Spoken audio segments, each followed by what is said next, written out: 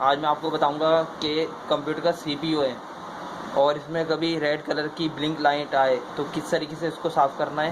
कभी भी आपके सीपीयू में रेड कलर की ब्लिंक लाइट आए और पीप पीप की आवाज़ आए तो समझ लें आपकी रैम में से कोई एक रैम ख़राब है या इसमें कार्बन आ चुका है। कार्बन कैसे सही होगा? आपके पास ये रैम है और ये एक रबड़ है। इसकी ये आपको ये दिख रही है यहाँ पे स्टील की पत्तियाँ दिख रही हैं यहाँ पे पीतल की, इनको साफ़ करना होता है इस तरीके से। ये मैं साफ़ कर रहा हूँ।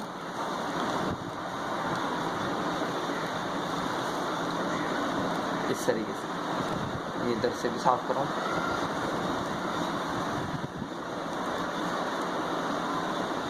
इसके बाद सफाई कर दी आपने। ये एक रैम देख लें तकरीबन साफ़ हो चुकी है, चमक आ रही है इस पर। अब मैं दूसरी रैम लेता हूँ। ये एक हो गई, यहाँ पे रख दी मैंने, दो यहाँ पर है। इसको भी सफाई करनी है।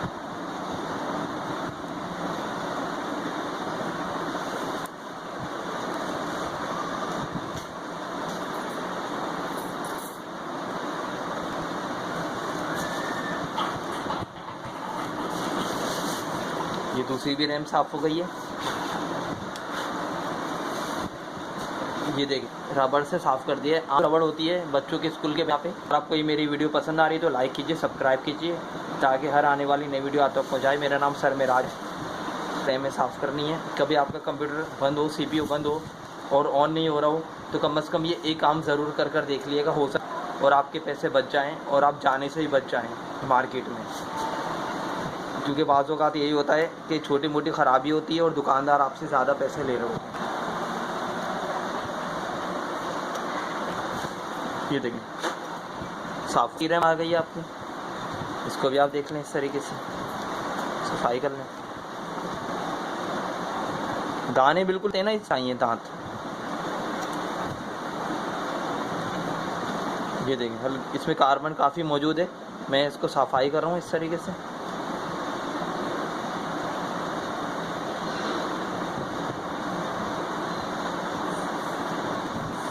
ये देखें ये तकरीबन चारों इसकी रैमें साफ़ हो चुकी हैं। अब मैं आपको बताऊंगा, ये मैंने रबड़ यहाँ पे रखी और अब मैं आपको बताऊंगा कि इसको आपको किस तरीके से लगाना सिस्टम में।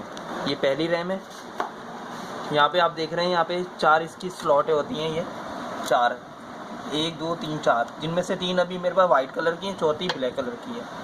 अब ये इसको यहाँ पे लगाऊंगा और इसको देखना पड़ता है इसका, ये आपको देखना है कि ऐसे लगानी है या ऐसे लगानी है। अब ये फ़िलहाल मेरे जो सिस्टम में ये इस तरह लगाऊंगा ताकि इसमें दांत में बैठेगा ये। और आप इस तरह इसको लगाएंगे इस तरीके से और ये दबाएंगे और दबा के यहाँ के क्लिप होते हैं, ये मुकम्मल बंद होने चाहिए। ये पहली रैम इसकी लग गई है। अब मैं दूसरी रैम लूँगा, देखें, और ये साइड देखें ज़्यादा, ये साइड कम है। तो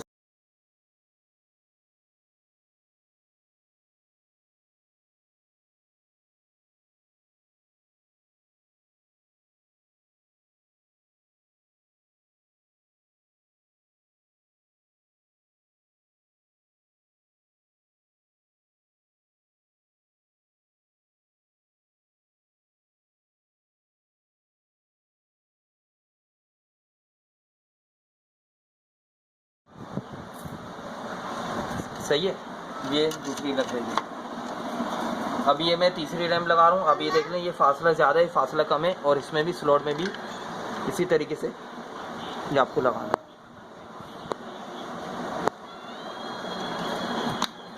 ये तीसरी रैम इसकी लग गई है।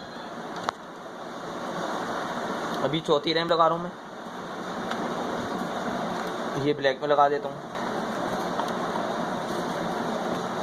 लगा दी तरीके से। तो इस तरीके से आप इसकी चारों रैमें लगा देंगे और चेक कर लेंगे कि क्लिप इसके मुकम्मल बंद है या नहीं है। सही है। अब मैं इसको यहाँ पे ये बंद कर दूँगा। ये हो गया और इसका जो ये है, अब ये मैं इसको यूज़ करूँगा, बंद कर दूँगा इसको यहाँ से।